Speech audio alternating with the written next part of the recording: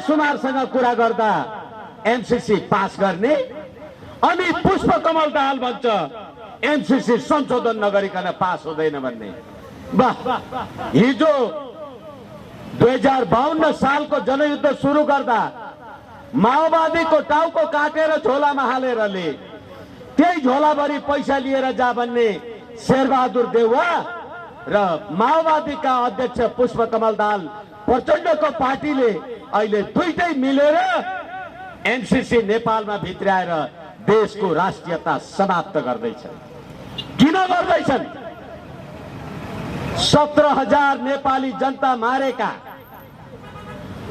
सत्य निरूपण मेलमिलाप आयोगमा परेका 60,000 उजुरीहरू र पुष्पकमल दाहालले भने म हेग जान पाएँ भने भाग्यमानी हुन्छ, किनभने अमेरिकाले तपाईहरूको नाम बाबुराम भट्टराई, पुष्पकमल दाहाल, सेन,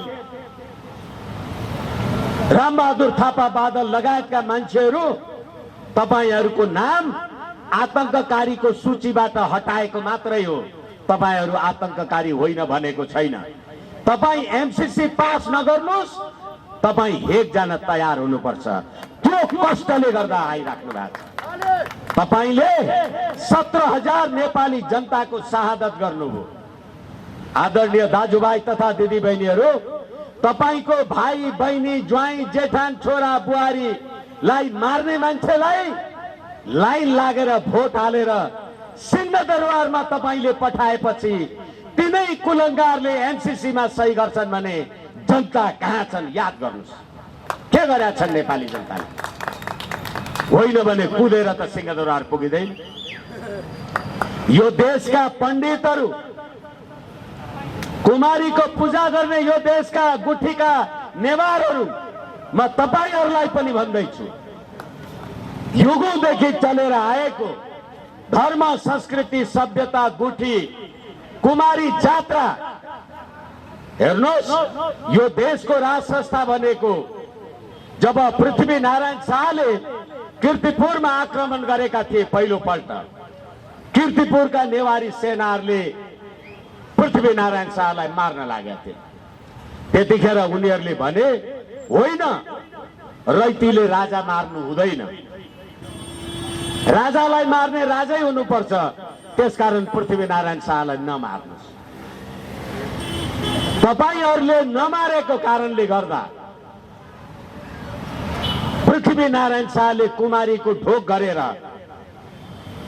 कुमारीलाई दर्शन गरेर यो देशको राष्ट्रिय एकता, अखण्डता त बचाए, तर मुलुकमा संघीय लोकतान्त्रिक धर्मनिरपेक्ष गणतन्त्र बनाउनका लागि 62-63 मा निरन्तर ढुङ्गा हानेर गणतन्त्र त ल्याउनु भयो, तर घरमा बसेको छोरी, भर्जिन मदर र लिभिङ टुगेदर, छोरीले नाति पाउनु भयो, ज्वाइँ देखाउनु पर्दैन, त्यो सभ्यता संस्कृति लिएर आउनु भयो। अनि तिनै गुठीका पूजा गर्ने नेवारहरू धर्मनिरपेक्ष नेतालाई भोट हालेर गुठी संस्थान जिन्दाबाद भनेर नारा लगाउँछन्। यसै कारणले गर्दाखेरि म एउटा कानुनको विद्यार्थी,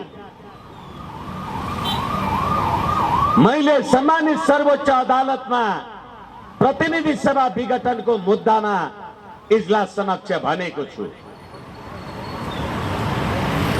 यो देशमा तपाईले बनाएको संविधानमा, तपाईले बनाएको प्रधान न्यायाधीश, प्रधानमन्त्रीको सिफारिसमा बनेको प्रधान न्यायाधीशले प्रधानमन्त्रीकै विरुद्धको मुद्दा हेर्न मिल्छ? उहाँहरूले त जवाब दिनु भएन। मैले भने मिल्छ। किन? किनभने पद्धति नै त्यही बसाउनु भएको छ। यसै कारणले गर्दा गएको साउन 14 गते यो देशको प्रधान न्यायाधीश समक्ष, यो देशको सर्वोच्च अदालतको न्यायाधीशले अदालतमा भ्रष्टाचारी र अपराधीहरूको वर्चस्व छ भनेर प्रतिवेदन दिएको छ।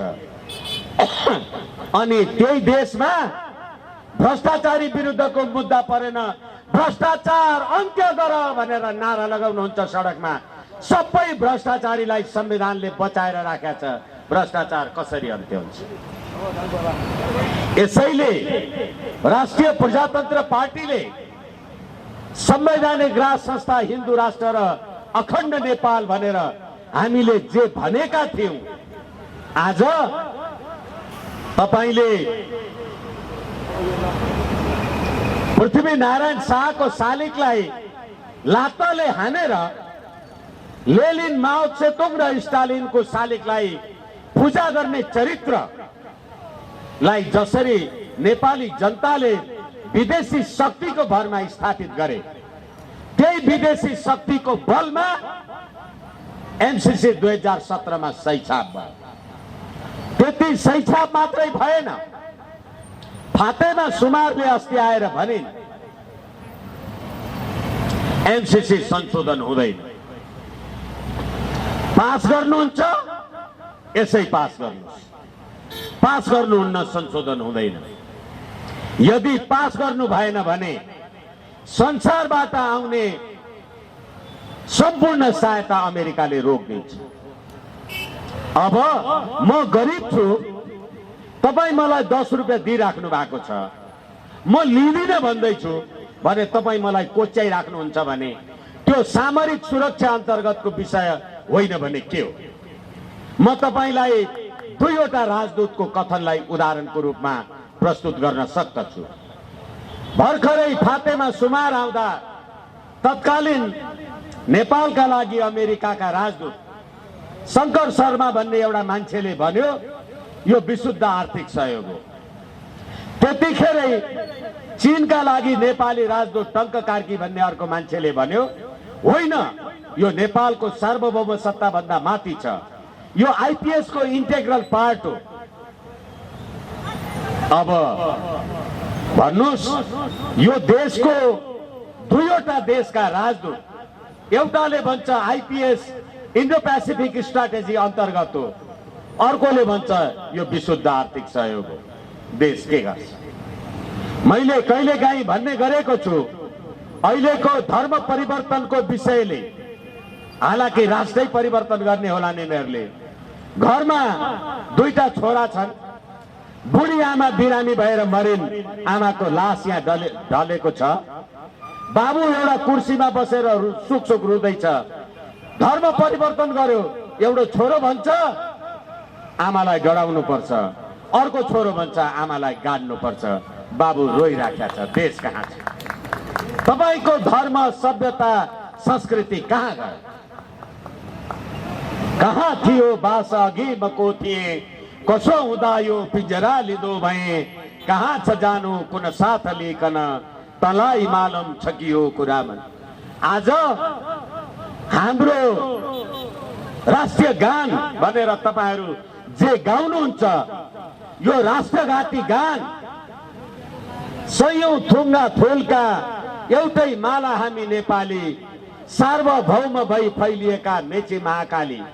अब तपाईको सार्वभौम सत्ता मेची र महाकालीमा टुङ्गियो अनि महाकाली पारी तुइन छुडाएर जयसिंह धामीलाई मार्यो भनेर नेपाली जनताले सडकमा नारा लगाए भनेर नरेन्द्र मोदीको पुतला जलाउँदा पुलिस आएर नेपाली जनतालाई कुट्छ र नरेन्द्र मोदी जिन्दाबाद भन्छ, अनि त्यो सरकारलाई सलाम गर्छन् नेपाली जनता। यही होइन देश? यसको कुनै अर्को उपचार छ? त्यति मात्रै होइन, अहिले मेरो देशका सम्पूर्ण दाजुभाइ तथा दिदीबहिनीहरू, सुरक्षा निकायका मान्छेहरूलाई पनि अहिले होला कसैको नाउँ रामबहादुर होला, कोही कृष्णबहादुर होला, कोही हरिबहादुर होला, त्यो मेरो एउटा हवलदार भाइ साले यो मुलुक आर्जन गरेपछि फिरङ्गीहरू देशमा आए भने मुलुक समाप्त पार्नेछन् भनेको थियो। आज तपाईले यो देशको राज संस्था अन्त्य गरेको 15 वर्षमा एमसीसी मा सही छाप गरेर नेपालको सम्प्रभुता अमेरिकाको अन्तर्गत छ भनेर देश नष्ट गर्नुभयो। तपाई राष्ट्रवादी लाज छैन? यो देशको सेना प्रहरी भर्खरै प्रभुराम शर्मासँग भारतका राजदूत विनय मोहन क्वात्राले सैन्य निवासमा भेटे। त्यसको 5 दिन 7 दिन नपुगिकन सिनिया राजदूत हाउ वाङचीले भेटे अनि त्यसको 2-4 दिन पछाडि इजरायली राजदूतले भेट्यो। यो देशका सेना,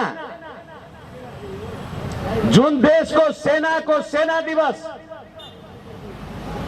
महाशिवरात्रि पर्व नेपाली सेनाको सेना दिवस हुन्छ, त्यो देशको सेनाले धर्मनिरपेक्ष देशको मन्त्री र प्रधानमन्त्रीलाई सलाम गर्छ भने भगवान बुद्ध र शिवजीको अपराध गरे हो कि होइन? होइन भने धर्मनिरपेक्ष देशको सेना महाशिवरात्रि जसको सेना दिवस हुन्छ, त्यो देश धर्मनिरपेक्ष देश कसरी हुन्छ मलाई भन्नुस् त? हुन्छ, किनभनेदेखि फिरङ्गीहरू देशभित्र आए भने मुलुक समाप्त पारेर छाड्छन्। आज एमसीसी को दफा 5 अमेरिकाको वर्तमान कानून र भविष्यमा बन्ने नीतिको उल्लङ्घन भएमा नेपालको सम्प्रभुता भन्दा एमसीसी माथि हुन्छ भनेर प्रश्न फातेमा सुमारले लेखेको छ। अहिले तिनीहरू भन्ने आदरणीय दाजुभाइ तथा दिदीबहिनीहरू, यो देशमा पटक पटक प्रतिनिधि सभा विघटन गर्नु अनि तपाईहरूले देश र जनताका लागि सरकार बनेको 70-75 दिन हुँदा मन्त्री परिषद बनाउन सक्नु भएन, त्यसमा विवाद भएन।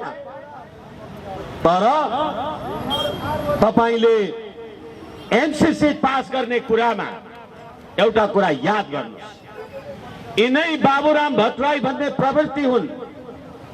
बुढी गण्डकी प्रोजेक्टमा 1917 मा नेपालका अहिलेका प्रधानमन्त्री शेरबहादुर देउवा, केपी शर्मा ओली र पुष्पकमल दाहालले बुढी गण्डकीबाट 9 अर्ब भ्रष्टाचार गरेका छन्। त्यसको प्रमाण दिन सक्छु, सकिन भने झुन्डिन तयार छु। कहिले भने 2017 मा जब चीनको गेजुवा कम्पनीलाई बुढी गण्डकी प्रोजेक्टबाट बाहिर निकाल्नुभयो अनि बुढी गण्डकी प्रोजेक्टबाट चीनलाई हटाएपछि अमेरिकाको एमसीसी मा सही छाप गर्दा रसुवा केरुङ काठमाडौँ रेल मार्ग बनाउनका लागि एमसीसी अन्तर्गत विदेशी सैन्य केरुङ पुग्यो भने चीनले त्यतिखेर गरेको प्रतिकारमा तपाई शेरबहादुर देउवा अमेरिका बस्नुहुन्छ कि नेपाल बस्नुहुन्छ कि भागेर अमेरिका पुग्नुहुन्छ त्यतिखेर थाहा हुन्छ। यसै कारणले गर्दाखेरि चीनले भन्यो बेल्ट एन्ड रोड इनिसिएटिभ्स र सी जिनपिङले भने चीनिया कम्युनिस्ट पार्टीको 100औं वार्षिकोत्सवमा जतिखेर G7 को बैठक फ्रान्समा बसिराखेको थियो त्यतिखेर चीनिया शक्तिलाई कमजोर ठान्ने शक्तिहरूलाई चीनले आफ्नो तरहले तह लगाउँछ भनेर उहाँले जे भन्नु भएको थियो त्यसको 4 महिना बित्दा नबित्दा आज तपाईले नेपालमा एमसीसी ल्याएर नेपालको असंलग्न परराष्ट्र नीतिको विरुद्धमा जे कामकाज गर्न खोज्दै हुनुहुन्छ र अहिले 14 सेप्टेम्बर 2017 मा 50 करोड डलरको सही छाप गर्ने यो सरकार अब फातेमा सुमारलाई सोध्दैछ यो दफा 5 को कुरा के हो, दफा 8 को कुरा के हो? यही ज्ञानेन्द्र बहादुर कार्की भन्ने कुलङ्गारहरू होइनन् जो अर्थमन्त्री हुँदा त्यहाँ सही गरेका थिए। अहिलेको अर्थमन्त्री पुष्पकमल दाहालको पार्टीको मान्छे। शताब्दी चुनौतीको लागि सहकार्य नेपाललाई, मैले मेरो कुरा तपाईहरुलाई कति भन्न जानेको छु, नेपाललाई यो शताब्दीमा संसारबाट के चुनौती छ? नेपाललाई त्यस्तो कुनै चुनौती छ? तपाईहरु राष्ट्रिय प्रजातन्त्र पार्टीको, हामी राष्ट्रिय प्रजातन्त्र पार्टीको कार्यकर्ता मात्रै होइन, त्यो भन्दा अगाडि हामी तमाम नेपाली भएर सोचौं। तपाई कांग्रेस, एमाले र माओवादी त्यही राज्य सत्ताको तलब र जागिर खाएका व्यक्तित्व सोच्नुस्, के हो मिलेनियम च्यालेन्ज?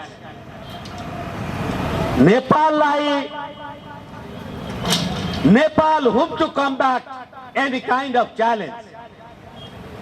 नेपाललाई शताब्दी चुनौती के छ र तपाईले चुनौतीमा सही छाप गर्नुभयो भन्नलाई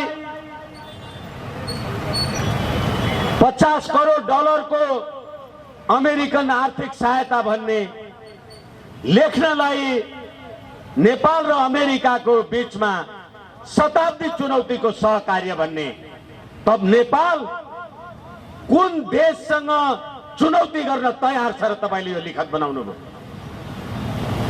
के नेपाल संसारका कुनै देशसँग शत्रुता मोल्न तयार छ?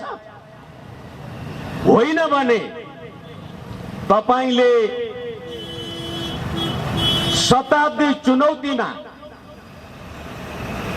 जिम्मेवारीका साथ सुन्नुस्। यो मिलेनियम च्यालेन्ज कर्पोरेसन कम्प्याक्टको प्रस्तावनामा नेपालको लोकतन्त्र सुशासनका लागि मिलेनियम च्यालेन्ज कर्पोरेसन सही छाप गरेको छ। नेपालको लोकतन्त्र सुशासन अब नेपाली जनताले होइन, शेरबहादुर देउवा, यो देशका वर्तमान र भूतपूर्व प्रधानमन्त्री केपी शर्मा ओलीजी, तपाई पनि यो देशको लोकतन्त्र र सुशासन तपाई अमेरिकालाई जिम्मा दिँदै हुनुहुन्छ। नेपाली जनताको राजकीय सत्ता र सम्प्रभु सत्ता कहाँ छ हामीलाई भन्नुस्। त्यति मात्रै होइन, एउटा संस्कृतमा भनाइ छ, कुपुत्रो जायत क्वचिदपि कुमाता न भवति। आमा चाहिँ कुमाता हुन्न अरे, छोरो चाहिँ कुपुत्र पनि हुन्छ अरे। यो सरकारका कुपुत्रले भनेको एउटा कुरा म तपाईलाई सुनाउँछु। सामाजिक सञ्जालमा शेरबहादुर देउवाको पार्टीको कुनै एउटा वरिष्ठ हुँ भन्नेले भन्यो, नेपालमा एमसीसी चाहिँदैन भन्ने नेपालीहरू, तपाई नेपालीहरू पनि आजकल फेसबुक ट्विटर चलाउनुहुन्छ होला। तपाई सुरक्षा कर्मी, कर्मचारी, जागिर, सेना, पुलिस तपाईहरु पनि चलाउनुहुन्छ होला। नेपाललाई एमसीसी चाहिँदैन भन्ने नेपालीहरू कुकुरलाई घिउ नपसे जस्ता नेपाली हुन् भनेर नेपाली जनतालाई कुकुर भन्ने राज्य सत्तालाई सलाम गर्ने तपाईहरुको तिम्रो अधिकार छ।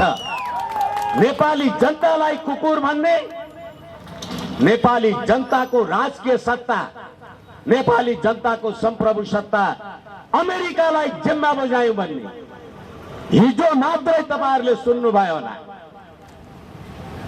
यो देशको परराष्ट्र मन्त्रीको रूपमा अहिले संयुक्त राष्ट्र संघको 76औं महासभामा भाग लिन गएको शेरबहादुर देउवाको पाल्तुले के भनेर पठायो, एमसीसी संशोधन हुन सक्दैन। अनि एमसीसी को बारेमा म मेरो चुनाव क्षेत्रमा गएर एमसीसी को पक्षमा कुरा गरे भने नेपाली जनताले मलाई कुटेर खेद्लान् भनेर भन्यो हो कि होइन? अब भर्खरै आम सञ्चारमा एउटा पत्रिकामा समाचार प्रकाशित भएको छ। समाचार होइन, एउटा आर्टिकल प्रकाशित भएको छ। त्यसमा चिनिया अवधारणालाई प्रस्तुत गर्दै के भनियो भने नेपालका प्रधानमन्त्री, मन्त्री, राजदूत, कर्मचारी र कारिन्दाहरू अमेरिकासँग बिक्न सक्छन्, तर फातेमा सुमार आएर फर्किएपछि 3 करोड नेपाली जनतालाई कांग्रेस, एमाले, माओवादीको सरकारले किन्न सक्दैन र अमेरिका फर्केर गयो भनेर लेखेको छ। पढ्नु भएको छ, हेर्नु भएको छ? त्यसै एमसीसी के हो एमसीसी? अब नेपाल सरकारले 2078 भदौ 18 गते फातेमा सुमार एमसीसीलाई एउटा पत्र लेख्यो। त्यो प्रश्न पत्रको 11औं नम्बर मैले तपाईहरुलाई भन्दैछु, तपाईहरु पनि पढ्नुस्, हेर्नुस्। त्यसमा के लेखिएको छ भने अमेरिकाको वर्तमान कानून भविष्यमा बन्ने नीतिको विरुद्ध एमसीसी को प्रयोग गर्न पाइँदैन भन्ने व्यवस्थाले गर्दा नेपालको संप्रभुता, तपाईहरुलाई म शब्दमा ध्यान दिन याद गर्छु, धैर्य छ भने याद गर्नुस्।